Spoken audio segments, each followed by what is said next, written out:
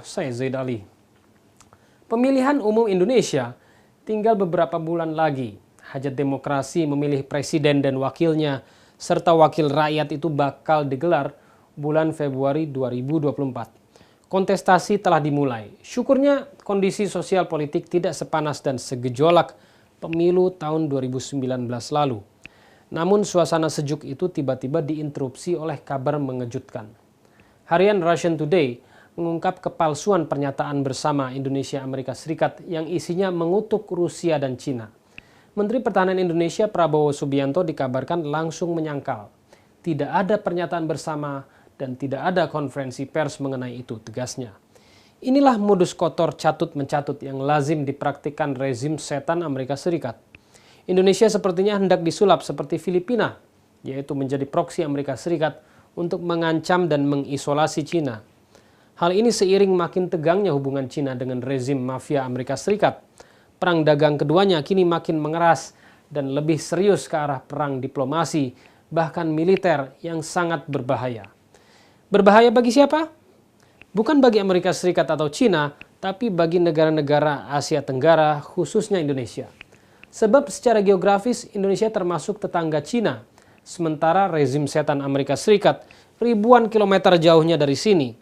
Jika ketegangan memuncak ke titik konflik militer, maka Indonesia akan bernasib nahas yang sama dengan Ukraina. Ingat, Indonesia yang luas ini tidak hanya dihuni oleh segelintir pembesar politik atau taipan ekonomi, tapi juga didiami oleh bineka rakyat yang jumlahnya 270 juta jiwa. Berkonflik dengan tetangga seperti Cina hanya demi mengamankan dan memenangkan rezim setan Amerika Serikat sama saja dengan menjadikan rakyat dan negara Indonesia sebagai tumbal. Sementara Indonesia nyaris tak punya masalah dengan Cina. Satu hal paling jelas dari sejarah politik setan Amerika Serikat adalah karakternya yang anti rakyat. Dalam sistem dan rezim setan Amerika Serikat, rakyat hanya berstatus akar rumput yang dicerabut saat pemilu, lalu kembali diinjak-injak setelah pemilu berakhir. Rezim setan Amerika Serikat juga terkenal tak segan-segan mengorbankan rakyatnya sendiri. Sejumlah kota di Amerika Serikat kini terpuruk secara sosial dan ekonomi.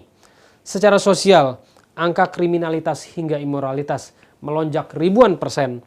Beberapa kota seperti Philadelphia, bahkan sebagaimana banyak diekspos di platform YouTube, tampak seperti kota mati yang dihuni para zombie. Perekonomian Amerika Serikat juga mengalami resesi terparah sepanjang sejarah. Bahkan beberapa analis mengungkap resesi ekonomi Amerika Serikat mendekati titik stagnasi yang berarti kematian ekonomi bagi Amerika Serikat. Tapi apakah rezim setan Amerika peduli dengan semua itu? Sama sekali tidak. Kini mayoritas rakyat Amerika Serikat terpuruk, tapi rezim mafia Amerika Serikat malah mengguyur Ukraina ratusan juta dolar untuk memerangi Rusia. Rakyat Amerika Serikat hanyalah objek dan komoditas politik bagi rezim mafia Amerika Serikat. Mekanisme sosial, politik, dan ekonomi Amerika sangat anti rakyat dan hanya menguntungkan para elit ekonomi dan politiknya semata. Tak puas menganiaya rakyatnya sendiri, rezim setan Amerika Serikat pun bernafsu menganiaya bangsa lain.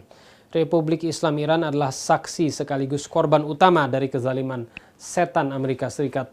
Sejak Iran mengalami revolusi Islam sampai detik ini, rezim setan Amerika Serikat terus mengumbar ancaman fitnah, teror, sanksi, embargo, hingga kudeta. Tapi kendati telah mencapai titik maksimum, upaya jahat setan Amerika Serikat tetap gagal. Bahkan jadi bumerang, mematikan. Semua kejahatan Amerika, alih-alih melemahkan, malah kian membuat Iran perkasa dan maju luar biasa. Jika dibandingkan secara head-to-head, maka kekuatan Iran dari segala aspeknya kini jauh melampaui rezim setan Amerika Serikat. Salah satu aspek kekuatan Iran yang tak dipunyai Amerika Serikat adalah solidnya hubungan rakyat dengan pemimpinnya. Dalam konteks ini, Indonesia punya posisi yang nyaris sama dengan Iran.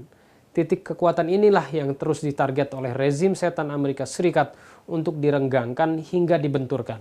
Karenanya, pemilu yang berjalan kondusif, masif, dan damai akan menggagalkan plot jahat Amerika dalam melemahkan Indonesia dan membenturkan rakyat dengan pemimpinnya. Lebih dari itu, intrik jahat rezim setan Amerika terhadap Indonesia tak lebih dari langkah putus asa. Kenapa? Sebab di pelbagai belahan dunia lain seperti Asia Barat, Eropa, dan Afrika, Hegemoni mafia Amerika Serikat sudah runtuh. Kini hegemoninya hanya tersisa di sebagian kecil wilayah dunia, termasuk Asia Tenggara. Karena itu, Indonesia menjadi kunci terakhir dalam menggenapkan kehancuran hegemoni Amerika Serikat secara global.